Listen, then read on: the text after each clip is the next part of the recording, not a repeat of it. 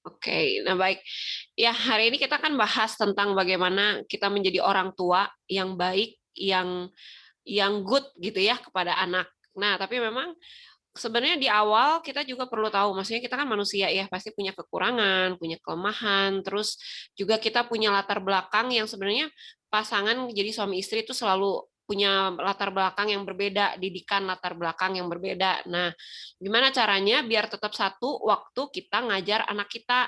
Nah, khususnya bukan cuma ngajar pelajaran, tetapi ngajarin tentang apa ya, tentang iman rohani mereka sih. Kalau saya fokusnya nanti khotbahnya ke situ ya, renungan yang saya bagiin itu nanti ke situ gitu ya. Karena kenapa? Karena banyak orang tua sekarang kan mereka lebih cuek ya untuk melakukan hal itu, untuk mengutamakan iman rohani. Nah, tadi kalau Komardi bilang bagaimana mengajarkan sopan santun gitu ya. Nah, sebenarnya kan kalau kita mengajarkan firman Tuhan yang menjadi dasar, mereka juga akan mulai terpola untuk hidup dalam etika Kristen, untuk hidup sopan santun, sambil memang kita ingatkan hal-hal yang aplikatif gitu ya, kayak tadi, kalau mau makan, ngomong dulu sama orang yang lebih tua gitu ya, untuk apa, bukan nyapa ya, tapi sebutannya tuh ngomong gitu, "Ma makan, Pa makan," gitu ya, atau "Tante, Om makan." Nah, kayak gitu. Itu kan salah satu sopan santun yang sederhana gitu. Nah, kalau kita ajarkan awalnya kita ajarkan firman Tuhan, si anak nggak akan sulit tuh untuk mengerti hal itu karena kan firman Tuhan juga mengajarkan sopan santun kepada orang yang lebih tua gitu kan ya, kayak di bagian firman Tuhan kan dikatakan hormatilah ayahmu dan ibumu. Nah, itu kan apa, kalau kita generalkan kan bukan hanya ke orang tua kandung, tapi itu memang jelas ya, pertama untuk orang tua kandung, tapi selanjutnya untuk orang yang lebih tua dari mereka gitu ya, mereka harus belajar menghormati, nanti akan ada etika-etika Kristen yang dibagiin ke mereka gitu, sambil kita ajarkan. Nah, lalu makanya bagi saya yang penting adalah bagaimana kita mengajarkan firman Tuhan kepada setiap anak-anak kita. Tapi sebelumnya saya mau sharing nih tentang si ini ya, Steve Jobs ya, bentar ya coba.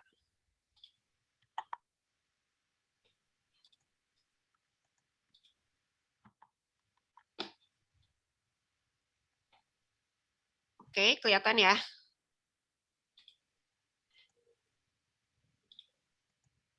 Nah, sebentar. Nah, ini nih ya, ada apa? Nah, ini pasti rekan kenal ya, tahu ya. Kenal sih enggak lah ya, cuma tahu ya. Nah, ini adalah Steve Jobs. Nah, Steve Jobs ini kan pendiri atau pembuat Apple, iPhone gitu ya. Nah, dia kan yang terkenal di dalam kehidupannya waktu mendidik anak itu apa? Nah, ini dia melarang anaknya memakai gadget tuh ya. Kenapa? Nah, ini ada beberapa hal. Yang pertama, perhatian terhadap dampak gadget ke anak itu berpengaruh. Lalu, kalau mereka tidak main gadget, meningkatkan kualitas untuk komunikasi di dalam keluarga. Lalu, tanpa gadget, sosial skill lebih bagus. Dan kalau memakai gadget, ada bahaya-bahaya paparan konten-konten di internet nih yang mengganggu anak. Nah, jadi gini, saya tidak membahas tentang kekristenannya Steve Jobs ini gitu ya, karena memang saya nggak tahu. Tapi kita anggaplah dia orang dunia. Orang dunia aja mengajarkan hal yang baik, hal yang apa ya, etika-etika gitu ya kepada anak-anak mereka. Nah, ini salah satunya Steve Jobs. Ya, saya tidak tahu kerohaniannya seperti apa, tapi ya ini loh. Orang dunia bisa mengajarkan hal seperti ini kepada anak mereka. Bahkan ini orang terkenal, pendiri Apple, tetapi anaknya sendiri tidak boleh pakai gadget gitu kan ya, karena ini ada pengaruh-pengaruhnya. Nah, ini contoh yang apa, coba saya sharekan kepada kita. Sama kita juga di dalam kehidupan kita kan kita punya anak. Nah, nanti kita juga mendidik mereka, kita mengajarkan kepada mereka gimana tuh cara hidup yang benar gitu kan ya, belajar yang benar, ini kenapa nggak boleh, itu kenapa nggak boleh gitu kan ya. Nah, itu yang kita ajarkan kepada mereka. Tapi yang saya mau bagi kepada kita hari ini adalah bagaimana kita mengajarkan firman Tuhan kepada setiap anak-anak kita, karena itu jadi dasar. Kan tadi saya bilang di awal ya, kita pasangan itu punya perbedaan latar belakang pendidikan, didikan, maksudnya didikan dari keluarga gitu kan. Ada yang keras, ada yang biasa-biasa aja, ada yang bebas. Kayak saya sama suami beda. Kalau saya itu didikannya otoriter dari papa gitu ya. Kalau salah dipukul gitu ya. Udah aja itu sampai remaja pun kalau salah dipukul gitu kan. Kalau salah dikerem gitu kan. Orang zaman dulu banget lah gitu ya papa saya gitu kan. Mamanya juga, jadi mama saya ikut-ikutan juga kayak gitu. Tapi kalau nanya si Koko kan lebih tua dari saya jauh gitu usianya. Dia beda, malah mama papanya nggak kayak gitu, malah lebih ngebebasin karena mungkin dia anak cowok, bisa juga sih gitu ya.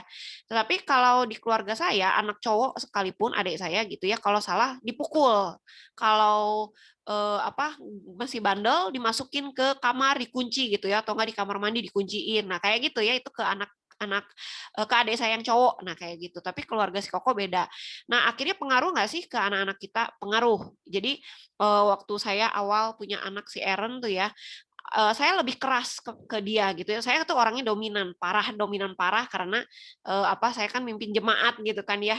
Dan udah cukup lama sih, 11 tahunan apa 12 tahunan pelayanan saya memimpin jemaat gitu kan. Jadi dominannya tuh kental sekali gitu, sampai ke anak juga seperti papa saya ngajarin ke saya seperti apa gitu kan, kerasnya seperti itu gitu ya. Tapi si Koko bilang nggak boleh kayak gitu, harus dikasih tahu aja juga si anak udah ngerti ya. Itu ya, jadi sebenarnya ada perbedaan-perbedaan. Nah makanya yang mempersatukan itu apa untuk mengajar anak-anak kita, yaitu firman Tuhan sebenarnya. Nah itu yang harus diajarkan kepada anak-anak, karena firman Tuhan itu nggak akan beda mau latar belakang kita keluarga beda gitu ya, tapi untuk kita ajarin firman Tuhan kepada mereka dan firman itu jadi dasar, itu nggak akan berbeda.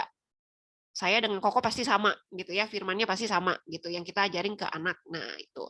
Nah, sekarang kita masuk ya di firman Tuhan nih. Sebentar, kayaknya ngeheng nih. Di Ulangan ya, Ulangan 11 ayat 19, mungkin rekan-rekan nanti boleh coba lihat di Alkitab karena sepertinya punya saya ininya mulai ngeheng laptopnya.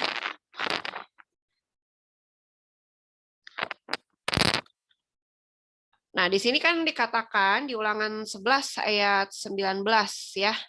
Kamu harus mengajarkannya kepada anak-anakmu dengan membicarakannya apabila engkau duduk di rumahmu dan apabila engkau sedang dalam perjalanan, apabila engkau berbaring dan apabila engkau bangun.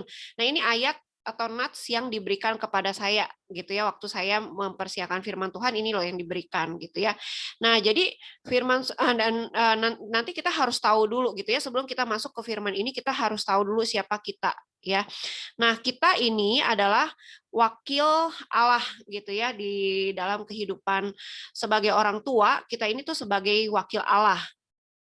Nah, kalau kita sebagai wakil Allah, maka kita harus benar-benar menyadari kita itu apa ya, bisa disebut sebagai partnernya Allah. Kita itu bisa disebut sebagai kalau mau disebut anak buahnya Allah juga iya gitu ya. Ini sorry ya, ini apa screen-nya error. Nanti saya akan tetap share ya. Nah, jadi kita harus menyadari siapa kita di hadapan Allah. Kita bukan sebagai ajudannya anak gitu ya, karena gini, karena banyak anak sekarang gini, orang tua itu kan diperintah oleh anak, orang tua takut sama anak, itu tuh banyak yang seperti itu. Nah itu hati-hati ya, karena posisi kita adalah kita wakil Allah, bukan kita wakilnya anak, bukan. Maka kita bukan ajudannya mereka, kita yang harus mendidik mereka untuk mengajarkan firman Tuhan ya. Nah ini penting sekali di dalam kehidupan setiap orang tua. Jadi kita harus tahu status kita sebagai wakil Allah.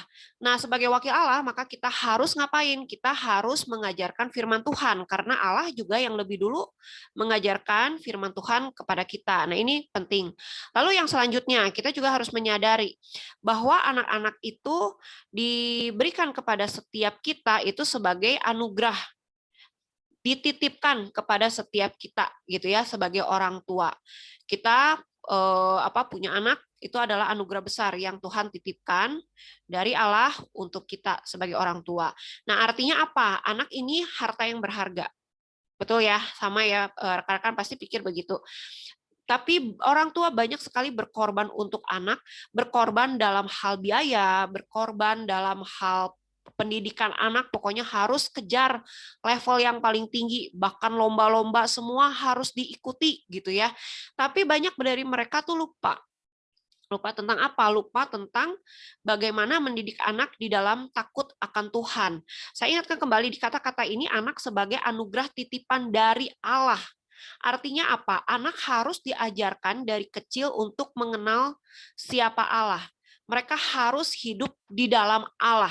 Nah, ini penting sekali ya. Jadi jangan sampai kita abaikan ini. Jangan sampai karena kondisi anak-anak saya pengen bersaing nih sama orang tua gitu ya, sama orang tua lainnya, maka anak saya bukan korban, maksudnya saya berkorban untuk anak, untuk dalam hal materi gitu ya, atau dalam hal pendidikan, tetapi lupa bahwa Allah itu menitipkan kepada kita untuk mengajarkan firman Tuhan. Nah, sekarang di dalam Mazmur 78 ayat 5 sampai 8 ini dikatakan gini nih. Telah ditetapkannya peringatan di Yakub dan hukum Taurat diberikannya di Israel. Nenek moyang kita diperintahkannya untuk memperkenalkannya kepada anak-anak mereka. Memperkenalkan siapa? Memperkenalkan Tuhan, Allah yang disembah. Itu maksudnya ya. Memperkenalkan hukum Taurat. Itu loh yang diingatkan. Supaya apa tuh? Supaya dikenal oleh angkatan yang kemudian supaya anak-anak yang akan lahir kelak bangun dan menceritakannya kepada anak-anak mereka. Jadi cerita itu harus diturunkan kepada anak mereka, kepada cucu mereka. Supaya mereka menaruh kepercayaan kepada Allah dan tidak melupakan perbuatan-perbuatan Allah. Tetapi memegang perintah-perintahnya dan jangan seperti nenek moyang mereka, angkatan pendurhaka. Jadi biar nggak ngulang lagi tuh maksudnya ya tindakan yang tidak benar, tindakan mendua hati dari Allah gitu. Nah, itu tidak diulang lagi dengan anak-anak mereka atau cucu mereka. Dan pemberontak, angkatan yang tidak tetap hatinya dan tidak setia jiwanya kepada Allah. Nah, ini ada poin penting ya di dalam firman Tuhan ini. Kita lihat. Nah, ini kita lihat.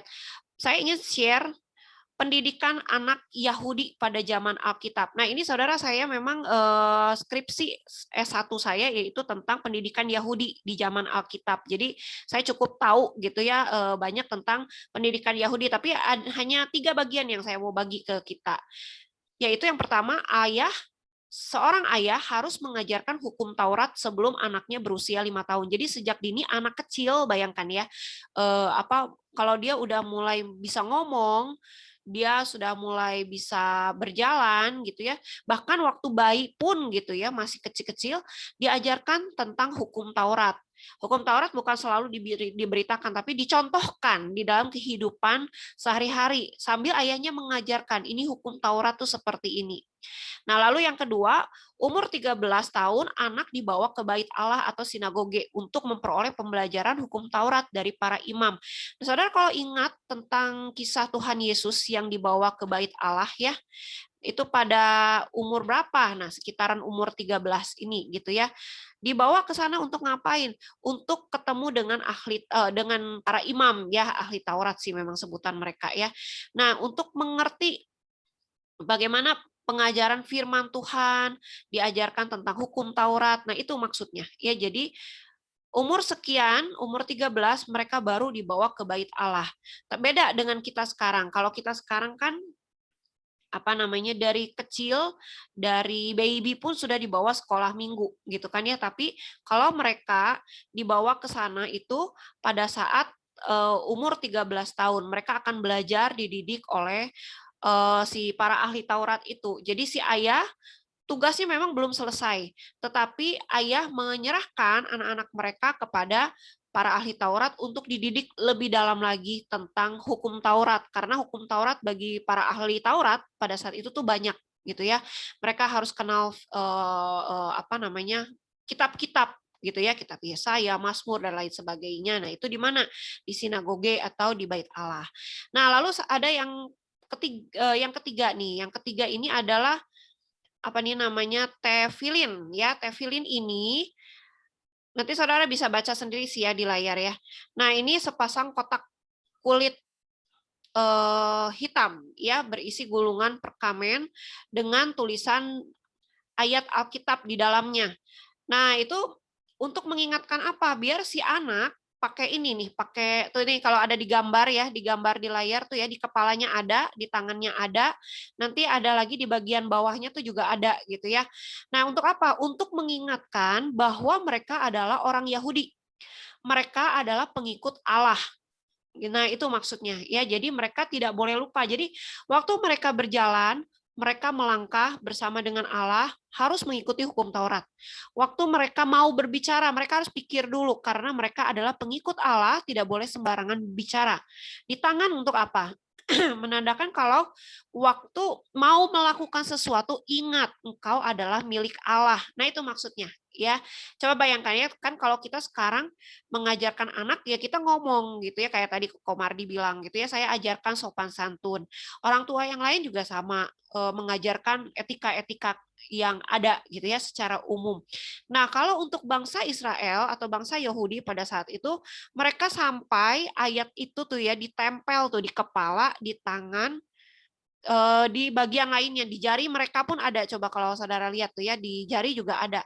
Nah, biar apa? Biar anak-anak ingat bahwa Tuhan itu membawa anak-anak Israel keluar dari Mesir dan mengingatkan mereka waktu mereka kemanapun, mereka tidak boleh sembarangan untuk berbicara, untuk berpikir, untuk melakukan sesuatu gitu ya, untuk melangkah pun juga tidak boleh sembarangan gitu ya, karena ada Tuhan bersama-sama mereka dan mereka harus mengikuti apa tuh ajaran hukum Taurat yang berlaku pada saat itu.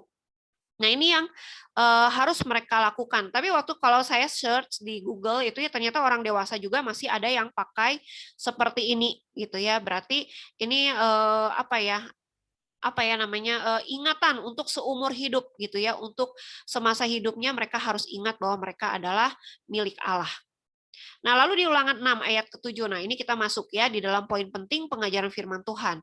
Dikatakan haruslah engkau mengajarkannya berulang-ulang kepada anak-anakmu dan membicarakannya apabila engkau duduk di rumahmu, apabila engkau sedang dalam perjalanan, apabila engkau berbaring, dan apabila engkau bangun.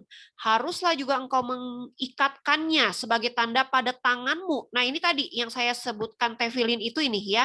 Haruslah juga engkau mengikatkannya sebagai tanda pada tanganmu dan haruslah itu menjadi lambang di dahimu. Tadi kan pasang tuh ya di dahi ya.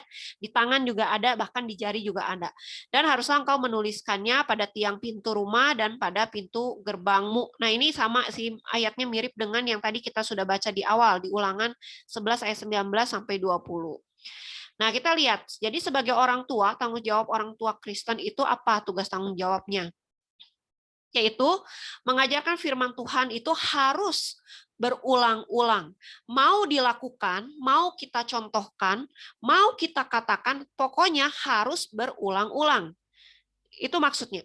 Ya, firman Tuhan harus diberitakan berulang-ulang. Agar apa? Agar anak dapat mengingat, dapat menyelami, dapat menjiwai, dan dapat melakukan firman Tuhan seumur hidup. Contoh paling simpel, doa. Kalau kita jarang berdoa, anak tidak akan ikut berdoa. Kalau kita sebelum makan kita malas berdoa gitu ya, biasa kan kalau sebelum, paling simpel lah ya, sebelum makan kita doa dulu nih gitu ya. Nah, kalau kita nggak berdoa, maka anak juga nggak akan ikutan berdoa. Nah, ini kita harus ajarkan ya, bukan hanya soal etika umum, tetapi ini etika Kristen. Ini juga pembelajaran firman Tuhan yang harus kita sampaikan ke mereka. Firman Tuhan nggak perlu yang sulit-sulit, yang berat-berat karena belum usianya gitu ya. Tetapi untuk anak-anak hal-hal simpel dalam berdoa, dalam bertutur kata. Contoh ya, kalau misalnya di rumah orang tua suka ngomong kasar, anak keluar pasti ngomong kasar, ya kan ya. Nah, makanya kita harus jaga mulut kita. Jadi bukan hanya ngomong nggak boleh, kamu nggak boleh ngomong kasar gitu ya, itu nggak benar, itu dosa. Tapi kita suka ngomong kasar, jaminlah si anak nggak akan mau ngikutin apa yang kita ngomongin tadi gitu. Jadi perilaku sama perkataan ya harus sebanding. Nah, ini ajarkan firman Tuhan itu berulang-ulang, mau sampai si anak bosen, sampai anak bilang, diingetin terus udah tahu gitu ya, kan suka gitu ya anak sekarang. Nah, kita tetap harus ajarkan agar mereka ingat, menyelami, menjiwai, dan melakukan firman Tuhan seumur hidup. Jadi bukan waktu kecil mereka hidup dalam Tuhan, tapi waktu mereka mulai beranjak remaja, pemuda, bahkan dewasa dan lansia pun mereka tetap hidup mengikuti firman Tuhan. Ini poin yang pertama. Nah, lalu yang kedua ya, membicarakan firman Tuhan di rumah dalam perjalanan kemanapun, saat akan beristirahat malam hari, saat bangun pagi. Ya, jadi firman Tuhan itu dibicarakan. Nah, jadi kalau biasanya orang tua sekarang kan bicaranya gini, PR udah beres belum ya? Apalagi masa-masa pembelajaran jarak jauh tuh ya, online ya. PR tuh keteteran gitu kan ya, mau ada ulangan lagi, mau ada tugas praktek lagi ya, selalu yang dibicarakan itu tugas, tugas, tugas, tugas, tugas gitu ya. Gak ingat bahwa firman Tuhan itu juga harus dibicarakan, harus diungkapkan. Misal kalau lagi ngobrol nih sama anak gitu ya, coba bicarakan tentang hal-hal firman Tuhan. Bukankah itu lebih indah gitu ya? Eh, atau seringkali orang tua tuh suka ini ya, suka ngegosip di depan anak gitu ya. Bisa saya lagi ngobrol nih sama suami nyeritain si A gitu ya di depan si anak.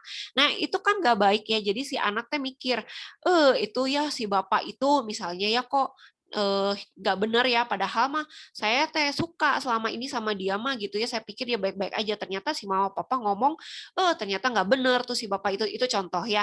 Nah, apakah tidak lebih baik kita membicarakan firman Tuhan saja? Gitu loh, untuk menjadi ingatan bagi setiap anak-anak bahwa ia orang tua mencontohkan untuk membicarakan firman Tuhan, anak juga terbiasa untuk mendengar firman Tuhan. Jadi akhir kata di aplikasi dalam kehidupan kita adalah mari kita sebagai orang tua atau sebagai calon orang tua ya, ada Irfan. Nah, selalu mengajarkan firman Tuhan kepada anak itu sejak dini. Ini pentingnya, jangan tunggu nanti, anak saya masih kecil, masih baby, nggak ngerti apa-apa. Tidak. Tapi kita ajarkan firman Tuhan itu sejak dini, hingga akhirnya kita dapat menuai hasil iman anak-anak di dalam Tuhan. Hasilnya tuh yaitu iman anak-anak di dalam Tuhan. Nah, saudara, anak kita itu tidak akan selalu kecil kan ya. Semakin lama semakin dewasa, semakin lama akan semakin besar. Nah, apakah kita sudah mempersiapkan mereka di dalam iman rohani? Ini penting sekali ya. Ini sangat-sangat penting, ini harus benar-benar diutamakan. Karena gini, saya kan melayani di kota di Jambi ya, dulu di Jambi gini. Jadi banyak anak-anak yang pergi keluar kota, pergi keluar Pulau Jambi, malah Pulau Sumatera gitu ya, pergi ke Jakarta, ke Jawa Barat lah ya, atau ke Bandung, mereka kuliah. Nah, bedanya apa? Kalau anak-anak yang hidup di dalam Tuhan atau orang tuanya mendidik mereka dari kecil untuk hidup di dalam Tuhan, mereka tidak takut. Jadi orang tua bilang gini, saya sedih anak saya pergi karena kesepian lah gitu ya di rumah. Tapi saya tidak takut karena anak saya dibimbing oleh Tuhan. Saya sudah dari kecil ajarkan firman Tuhan kepada anak saya. Nah, itu bedanya dengan anak yang tidak ke gereja atau yang tidak dididik oleh orang tua. Ada orang tua yang ke gereja, tapi anaknya tidak terlalu diutamakan untuk untuk hidup di dalam Tuhan gitu ya. Jadi akhirnya mereka ada yang bilang begini, ada juga orang tua yang bilang gini, aduh saya takut anak saya nanti ini enggak ya, hidupnya benar nggak ya, pergaulannya benar nggak ya, saya takut nih. Nah, jadi si orang tua punya ketakutan sendiri. Nah, makanya saya bilang kita harus mendidik anak itu sejak dini, ajar berulang-ulang firman Tuhan dan bicarakan firman Tuhan selama kita masih bisa bersama-sama dengan anak-anak kita. Nah, itu penting sekali di dalam kehidupan. Jadi jangan hanya membicarakan tentang pembelajaran gitu ya, tentang lomba-lomba gitu ya, persiapan-persiapan lomba atau persiapan ulangan. Itu penting, tetapi ada hal yang lebih penting yaitu kita mendidik mereka di dalam Tuhan. Dengan berbagai latar belakang didikan kita waktu kita kecil gitu ya, karena hanya firman Tuhan yang menyatukan dan hanya firman Tuhan yang menjadi dasar atau menjadi satu kesatuan untuk kita mendidik anak-anak kita hidup benar di dalam Tuhan, sehingga nantinya semua beriringan kok. Anak akhirnya menjadi anak yang rajin belajar, anak yang memperoleh atau meraih prestasi karena mereka menyadari bahwa belajar itu keinginan Tuhan, kemauannya Tuhan. Tuhan ciptakan mereka untuk rajin belajar, mereka dikasih pikiran, dikasih kepintaran untuk dipakai untuk belajar itu ya. Atau di dalam etika-etika sopan santun, dalam etika-etika Kristen secara umum mereka juga ngerti. Kenapa? Karena firman Tuhan sudah mengajarkan mereka lebih dulu. Ya, jadi itu mencakup keseluruhan. Jadi jangan kita apa istilahnya, bagi-bagi gitu ya, etika dulu saya bagiin, tapi firman Tuhan mah nanti aja kalau udah gede gitu ya, enggak. Nah, saudara, saya terapkan firman Tuhan atau ibadah kepada anak tuh yang paling kecil gitu ya. Jadi dari zaman si Aaron waktu lahir pun gitu ya, setelah dibaptis saya bawa ke gereja untuk ibadah. Tapi ada orang tua yang nanya gini, kenapa anak kamu dibawa ke ibadah sekolah minggu maksudnya ya di kelasnya dia. Kenapa dibawa, kan masih baby, kan dia belum tahu apa-apa. Waktu itu paling masih sekitar 6 bulanan apa kurang dari 6 bulan, masih baby banget lah ya. Jadi kalau ke sekolah minggu tidur gitu si bayi mah gitu ya. Tapi saya bawa. Lalu ada orang tua nanya, ngapain dibawa, capek-capek dibawa, mending simpan di rumah gitu kan ya. Kan dia belum ngerti apa-apa. Lalu saya bilang gini, anak kecil itu dari bayi itu harus diajarin firman Tuhan agar terbiasa. Akhirnya apa coba yang terjadi? Benar ya, orang tua tersebut tidak bawa anaknya ke gereja dari sejak dini. Akhirnya waktu anaknya ke gereja mulai ya memang mulai bisa ngomong lah, udah mulai bisa jalan gitu ya, udah setahunan lewat lah ya baru dibawa ke gereja. Anak kan udah lebih ngerti. Dibawa ke gereja dengan anak saya yang udah dari dulunya dibawa ke gereja, bedanya apa? Bergaul lebih sulit. Si orang tua ini anaknya lebih sulit bergaul, untuk dengar firman Tuhan nggak terbiasa tuh. Jadi ngobrol lah segala macam sama teman-teman lain, ganggu teman-temannya. Tapi anak saya waktu dibawa ke gereja, apa yang dia lakukan? Kan anak nggak selalu kecil ya, makin lama makin gede. Saya kasih dia duduk, dia duduk. Waktu nyanyi, dia ikut nyanyi. Dia terbiasa dengan lingkungan yang banyak orang. Nggak nangis, ditinggal pun, saya tinggal pelayanan ya. Jadi setelah si R 6 bulan, saya tinggalin pelayanan tuh. Saya memang part time waktu itu ya, nggak bisa full karena saya urus anak sendiri. Tapi apa pelayanan yang namanya part time di gereja di Indonesia tuh nggak ada part time lah ya. Itu benar-benar tetap full. Saya harus kerja dari pagi sampai malam tetap seperti itu, hanya nggak ngantor, nggak rapat, itu aja. Tapi anak kalau dibawa ke gereja, apa yang dilakukan? Waktu saya dudukin, dia nggak takut tuh ya, kumpul sama sama guru, sama apa teman-temannya, dia nggak takut, dia terbiasa. Saya tinggal pelayanan aja, si papanya ibadah gitu kan. Jadi nanti waktu beres ibadah sekolah minggu, saya turun, saya jemput dia gitu ya. Nangis nggak nangis gitu ya. Dia menikmati sekali gitu dan dia dengerin firman Tuhan. Nah ini, jadi itu perbedaan anak yang dididik dari sejak dini tentang firman Tuhan dengan anak yang baru dididik setahun kemudian. Tetap ada perbedaannya gitu ya. Nah ini jadi mari kita punya anak-anak kita mungkin sekarang udah pada gede-gede gitu ya, kecuali anak saya masih baby yang satu gitu kan. Mari kita tetap ajarkan firman Tuhan sekalipun ini masa pandemi. Tapi kan sekolah minggu tidak pernah berhenti ya. Sekolah minggu tetap berlanjut. Ayo tetap ajak mereka untuk beribadah secara online gitu ya, dibiasakan karena nanti satu saat akan kembali datang ke gereja, mereka tetap terbiasa dengan ibadah gitu loh. Ya, paling seperti itu. Saya kembalikan kepada host.